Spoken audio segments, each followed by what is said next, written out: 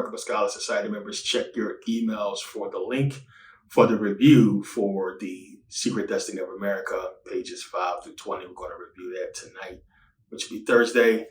Make sure you guys check your emails for that link. Also, Never Pay Again members, I sent you guys an email to join Merkabah Scholar Society. It's $18 a month. That link is in the description for anyone who wants to join. It will only be there for this week. So take advantage of it now while you have a chance. $18 a month, that's it. And it comes with everything you see here. So make sure you guys take advantage of it and get in a lot of information. This is where the bulk of everything is going right now. So, stay tuned. But yeah, let's get into this video. So you guys can see the theme basically for the last few videos I was been putting out. So I put out the video about, Wes Huff and Billy Carson. A lot of people didn't really understand what I was talking about, just to get people into the understanding of how research is done. I talked about, the whole empirical research. And I think a lot of people got confused about what I was saying with empirical research as it pertains to the Bible. And you cannot use empirical research, when it comes to the Bible. So that was the point I was trying to make. And when you go and research something in the scientific community, empirical research is what you're going to do, because the gauntlet it goes through to be proven true is a lot. People who are your peers, academia, independent researchers, all kinds of evidence and everything like that. It's a lot involved. You cannot do that with the Bible. It cannot ever go through the scrutiny of empirical research because of what it is, which we're going to get into in this video. But not just that. I want people to understand what this stuff means. Big problem that's happening right now.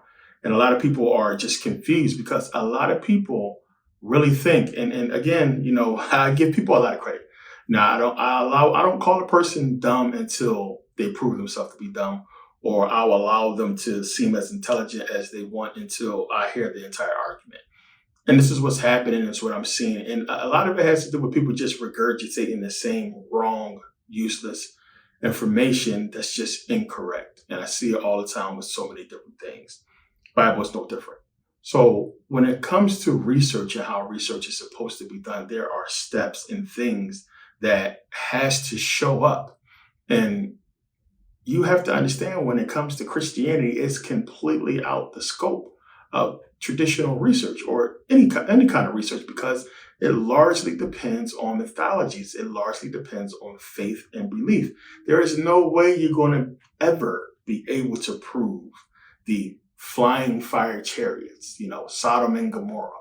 You're not going to be able to prove the powers of Elijah and Elisha. You're not going to be able to prove Jesus walking on water. None of that stuff is provable. You're not going to be able to prove the Leviathan. You're not going to be able to prove this whole story of Job. There's so many things you won't be able to prove that people don't understand. Now, to be fair, does that discount the entire book? It brings it into question as far as being able to prove the book as a whole true, right? Usually, if you have a story and you find one thing false or not true within that story, the entire story is bullshit, it's false, because you're basing the rest of it on a false principle, right? So you have to look at the entire story under scrutiny. So we're going to get into this thing because I want people to understand, and it's going to, once again, just destroy and crush any arguments. First, one, you have to understand, and this is the problem right here. A lot of you YouTube scholars and Google scholars, which is why I like to use Google, a lot of you people don't understand what you're reading and what these words actually mean. So understand, when you are reading or doing any research on the Bible and you come across these terms, archaeological evidence, right? I put this on my YouTube. I put this on my Instagram, right? I broke this down on my Instagram. I'll break it down in this video. So when you come across these terms, right? Archaeological evidence, right? When you come across historical evidence or historical, when you come across the whole phrase of historically accurate, right? Archaeological data. Scholars agree, right? Most scholars agree. All these terms, all these phrases, none of it means proven true. Understand, in order for you to come to a conclusion of something being true, you have to have evidence first, right? This is why, you get locked up based on evidence. You go to court, and that's why you have your day in court to see if the evidence is going to hold up to scrutiny and cross-examination, right? That's the whole point of evidence. So, one, you have to study these words. First of all, one, which I'm going to show you in a second, archaeology already tells you we cannot prove the truth or historicity of the Bible. There's no way archaeology can do that. So what you have to understand, no matter what manuscript anybody find, no matter what shards or these, pieces of pottery or what have you, that any of these people find pertaining to archaeology, none of it can ever prove the Bible is true. Because one, you have to understand a part of something that's possible does not complete the whole, right? It's a piece of something that is a question mark. And we don't even know if that piece is true or not. It doesn't prove the entire book. So case in point, people see, piece of papyrus or a shard or a manuscript, and they think because that manuscript is old and that it exists, it somehow proves the entirety of the Bible. It proves the story. And that's not the case. So we're going to get into these things, right? Because they're telling you what it is.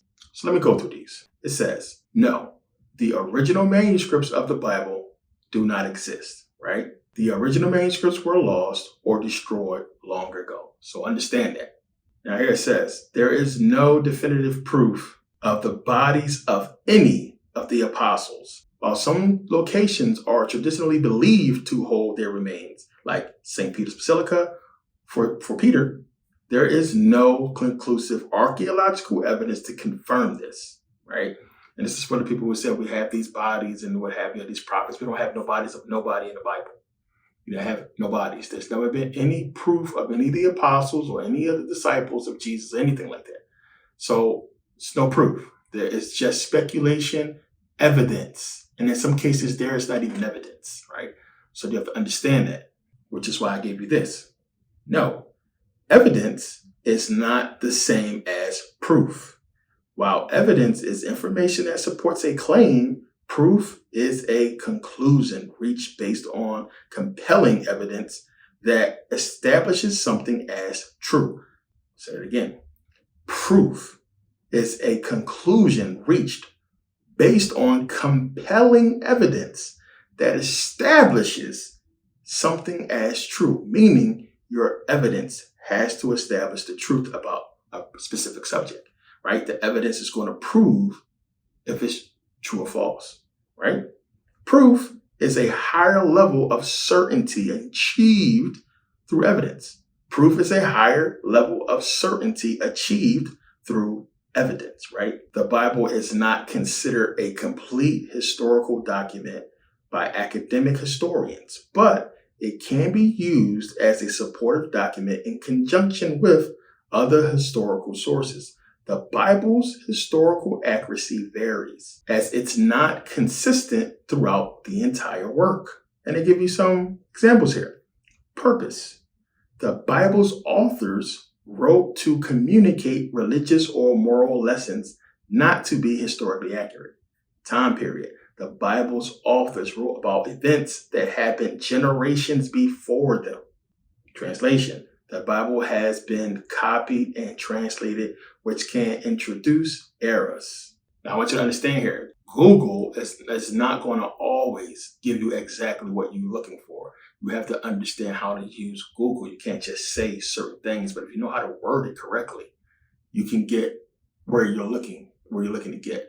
Because some things you'll say and you know what you mean, but it's not going to give you exactly what the answer you're looking for. So you got to understand that. But in this case, this is stuff that people have been looking for a long time. And this is information that's been around before, you were born, most of you. And yeah, all of us basically. But it's just a compiling of the findings of this information, which is why it is like one of the most trusted sources. But again, where people go to look for the information, and if we was to do a consensus of everybody who's done the research on this is basically the answers we'll get. So just back to my point where people believing that, historically accurate and archaeological evidence and all this means truth, proven. It's not the same thing.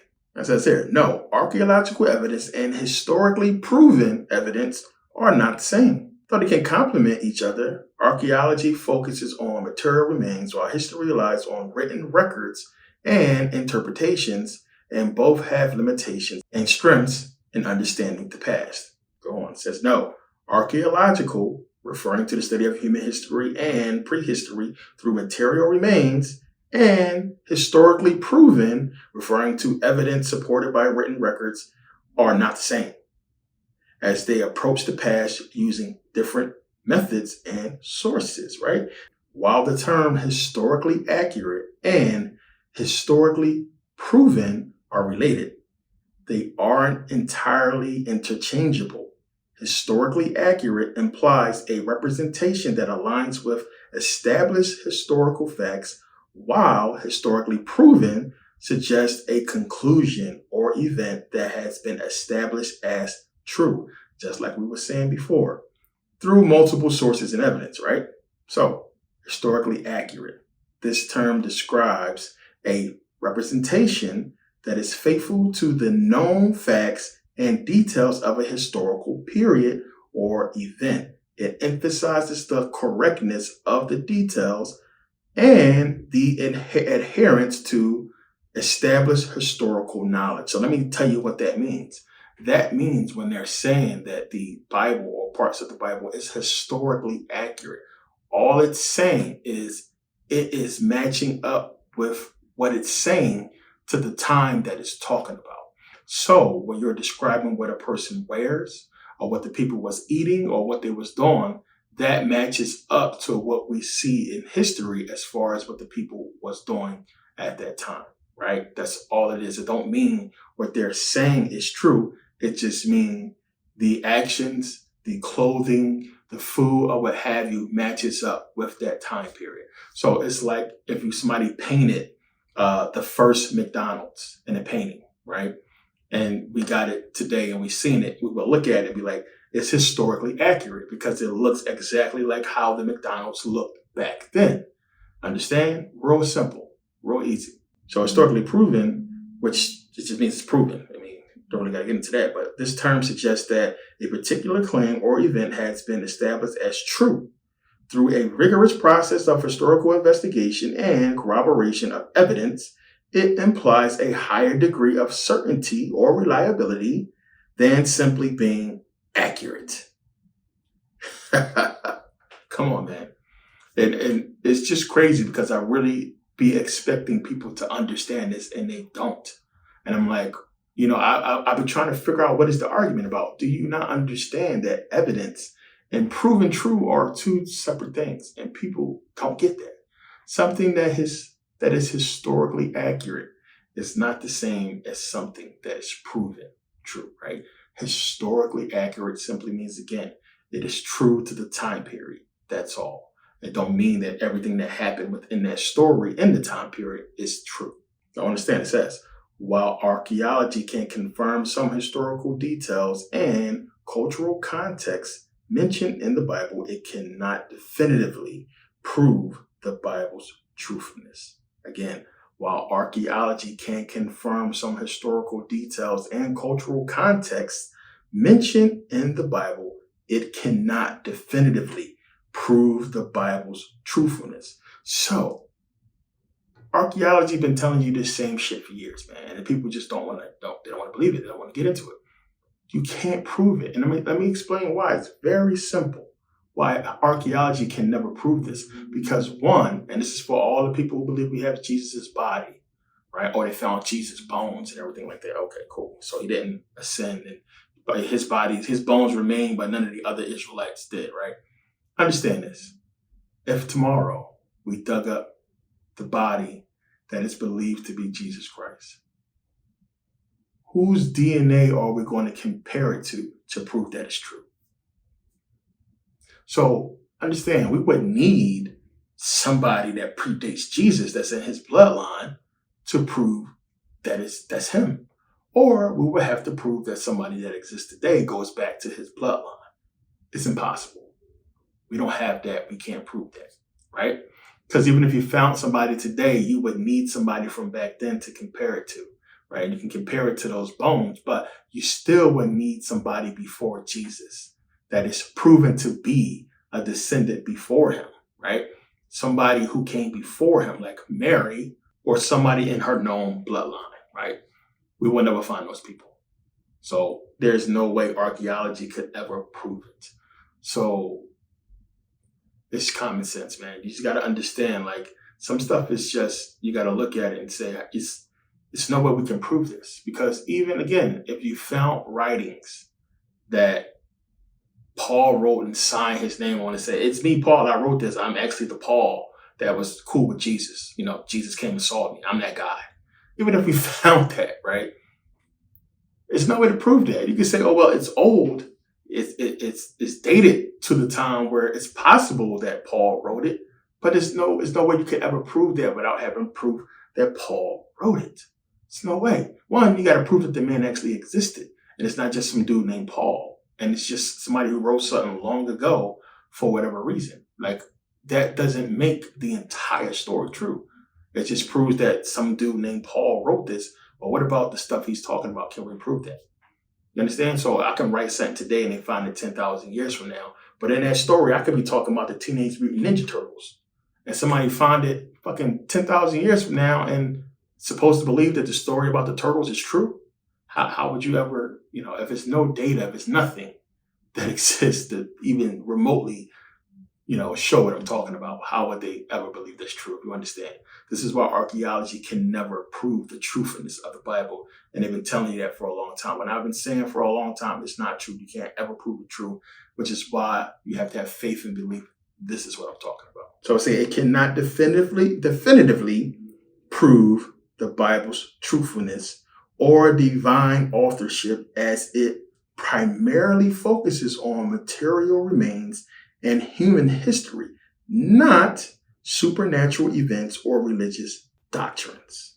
So if that's not enough, it says here, no, the Bible cannot be definitively proven true in a scientific sense, as it contains elements of faith and spiritual interpretation, but historical and archaeological evidence supports the existence of many of the people, places mentioned within it, indicating a degree of historical accuracy. Understand, don't get all excited. It just means that it's historically accurate, like I just said. It's just giving more evidence. It's archaeology can give us more evidence to the historical accuracy of the book. That is all. In parts of these texts, however, not all aspects of the Bible can be verified through such means.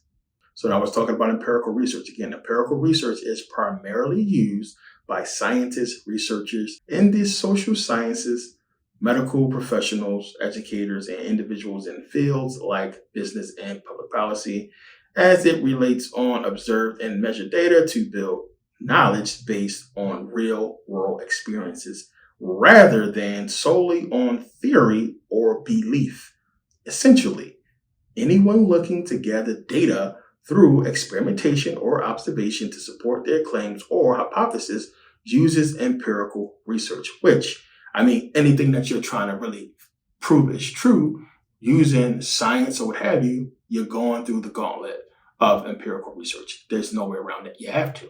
How else are we going to prove it true? Through a consensus. So when people keep walking around saying, when I say to you guys, when I say the consensus and science, so scientists or researchers agree, this is what I'm talking about. I'm bringing it back to the empirical research, meaning what I'm talking about went through empirical research, and all these researchers agreed upon what I'm talking about, right?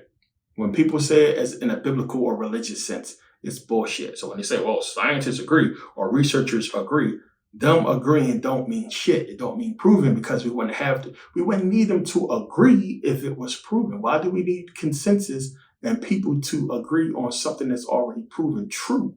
Which, of course, they would know it was proven true before they went into their research. They would see the research, it would be proven true, that would be noted, and that's it. There's no more need for consensus within the community. See, it's people who in this whole field of debating, they don't even know what the fuck they're talking about.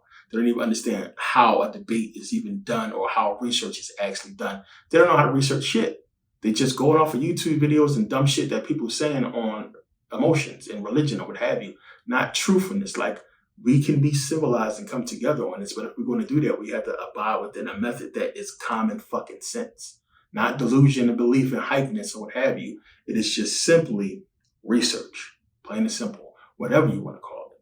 So with empirical research, we found as a group of just people who are smart and intelligent in this world, that's the best way to do it. Because, okay, we can't do a Joseph Smith. We can't say, oh, God gave me this message and only I can hear the message and only I can go ahead and decipher this message and give it to you guys. There's nobody else.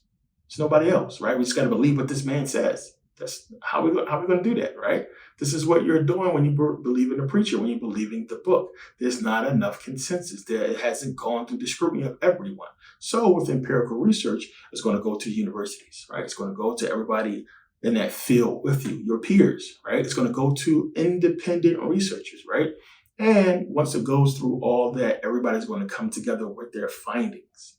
And then this is where, you show off, because then you can prove you know more, you did more, whatever the case may be. And this is where you can't bullshit, because you have professionals and other people on your level, above your level, below you, looking at your work. You're going to be discredited. You're going to be outed if you are fraud. So this is why empirical research is important and how we should use it. You bring this stuff within the context and then it's proven.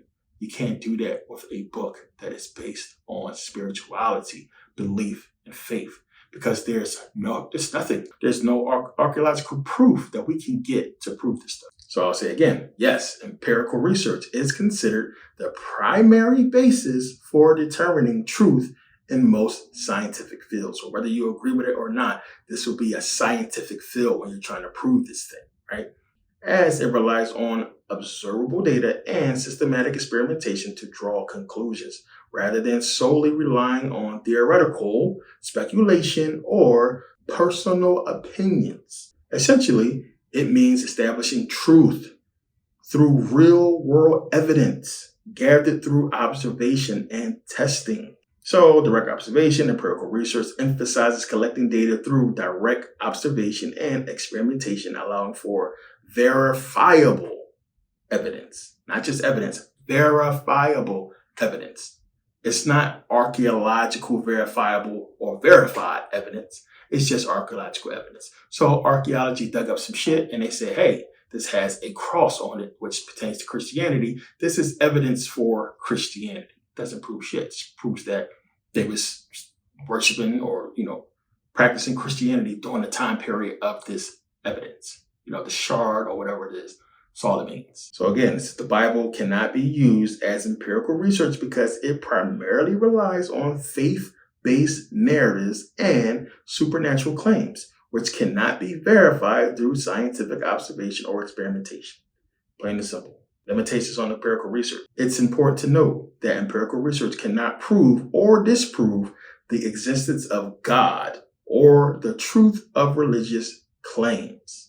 Understand that. It's important to note that empirical research cannot prove or disprove the existence of God or the truth of religious claims, as these are matters of faith and belief. Empirical research is limited to the realm of observable phenomena and cannot address supernatural or metaphysical questions, right? So I can't use empirical research. I can't use science to prove that Jesus died for your sins, right? How are we going to prove that shit? You can't, it's just, again, faith. Understand what you're believing in, and there's nothing wrong with that. But if you're going to be a faith-driven person, stay on faith. Don't bring it to truth. Don't come here with them arguments. You have faith on something, right? That's it. There's no proof, nothing. So as so many people walking around right now, they're not going to see this video. And they're going to be blinded by just all the words and everything, historical research and data and all this bull stuff. None of it means proven. It's just evidence that adds to the point of, what we're talking about. None of it is proven. None of it means anything. It just means the lie is very old. And I highlight this part right down here because it says the relationship between religious beliefs and mental health. So lastly, it says while evidence and historical accuracy are crucial for understanding past events, they don't equate to proven truth in the same way as mathematical or scientific proofs. Historical accounts rely on interpretations of evidence which can be open to debate and revision, because that's all evidence is evidence. right? It becomes truth once it's proven true. Then it's no longer evidence because it's the truth. So again, it's real simple. When you hear evidence, it's not truth. Or I have evidence that you stole this. Okay, prove it. Now, if you prove it, guess what? You're guilty, and that's it. You're labeled guilty. You was found guilty based on the evidence, right? So, as we do know, of course, to be fair, being found guilty, and this is different context, of course, being found guilty based on evidence doesn't mean what you was found guilty of is true, right? It just means more research needs to be done to prove the innocence of that person, right? It's the same thing in this field. But in this case, what you have to understand is based on the story. And this is what clouds everybody's judgment on all of this, because you're emotional about the story, but you're not thinking critically. Again, I just gave it to you, and that should be the end of it right there. One, again, we found the body of Jesus Christ, and it said Jesus' name on it and everything, right? This is the body of Jesus. Here Jesus lies, whatever. And we took a body out. There's no way we can prove that's Jesus, man. It doesn't prove that the story is true. It doesn't prove none of that, right? If when I decided to come up with the story, you know what I did? I killed this guy, wrote Jesus on the damn thing, and I buried him. So they'll find him 2,000 years later.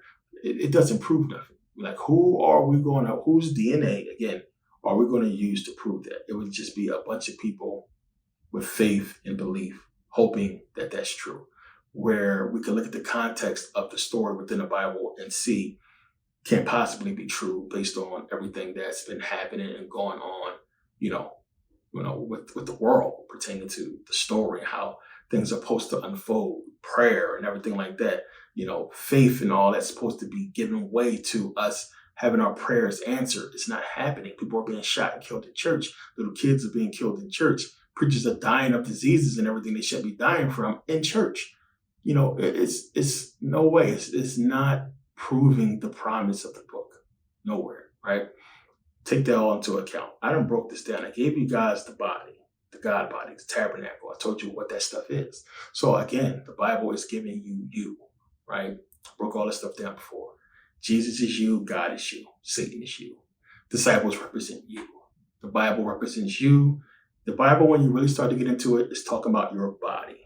Plain and simple, the Quran is giving you the science of the body, basically the physics of the body when you understand. Old Testament is giving you the spirituality. All of it is pertaining to the body and the soul, broken down in different stories. And when you start going through a lot of these stories, you'll see it start to match up with body parts. Basically the same thing the Egyptians did when you understand. Same shit.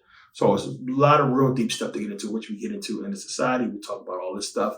We get into a lot more. We have a lot coming up there as well. So, again, super busy, a lot going on. I wanted to make sure I get this video out and just bridge that gap for a lot of people that's stuck in this. Because again, sometimes we give people too much credit, and it's hard for me to fathom that certain people don't be knowing stuff that is so obvious to me. And I got to get out of that, because I'll just be thinking that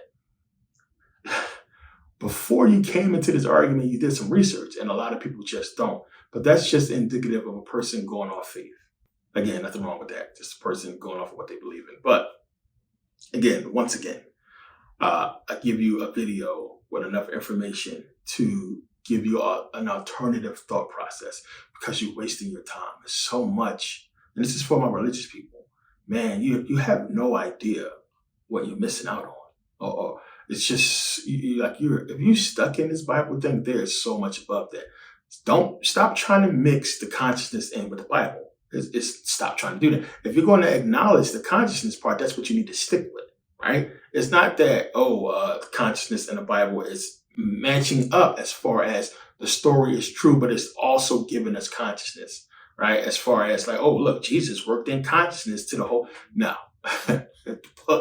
the stories is consciousness. It is the body, right? Don't get it confused. So if you want to be into that whole part of consciousness and everything like that, stick with that, right? Understand what the book is really telling you, and it's going to take you super far, because you wasting your time. And I talked about this before. I know so many people that just blew their entire lives on religion, man. And so much they missed out on because they was believing in this book. I know people who turned down record deals, who turned down so much because of their religion and not looking into what's true and what's not, and what's really going on. Again, of course, the satanic stuff scares you. I have videos on that as well. It's all bullshit. Satan is you. You need to understand what it's talking about. It's just the evil aspect of what's going on in everything when you really get it. Once you get past that, you understand that this is basically hell that we're in right here. Then stuff start to open up and you start to get what the context of the book is and what it's all really pertaining to. But when it comes to the debate, when it comes to research, we done seen entire debates on this whole thing. The entire thing could be stopped. And this is one of the things that we see. And I think a lot of people don't understand when there's a debate on every level, scholarly, I'm talking about like official debates, like scholars debating. They're debating the evidence. Understand, like there's no debate if it's true. So the person that's going against has already won. And it's just hard for people to understand. There's no need to debate. If it was true, the whole society would be different right now because it was proven true. How is it that this stuff is true and we look at what's going on today, right? Reason for that. They're debating the evidence, right? The evidence says this. It's just evidence. It's not true, as I just broke down in this video. So hopefully it gives you guys a better understanding in your arguments and your understanding whether you're for or against, right? This should shine a lot of light on the whole process of, actually getting into this whole thing. And again, like I've been here, decades ago, and I'm realizing a lot of people just come into this information so they don't know what they're saying. They're repeating a video or something that they heard somebody else say, thinking because they heard a lot of people say it is true. It's bullshit. We will never, and there will never be proof for that book. It is not true. It's stories, allegorical stories, parabolistic stories. It is not true. If you choose to base your life on the messages of Jesus Christ, fine. Again, I have no problem with that. People think I'm evil because I put out videos like this, giving you truth. Accept it or not. I'm not knocking your lifestyle, but be true to it. And you can't be. We know you bullshitters. And that's my point. So if you want to come into the debate room in the realm of truth and fiction, you can't really survive or exist there based on faith and belief in the story. So yeah, thanks for taking the time to watch. Scholars, check your emails. We got a lot coming up, meetings or what have you, a whole lot of stuff going on. Been busy moving, a lot going on. So stay tuned, watch your emails.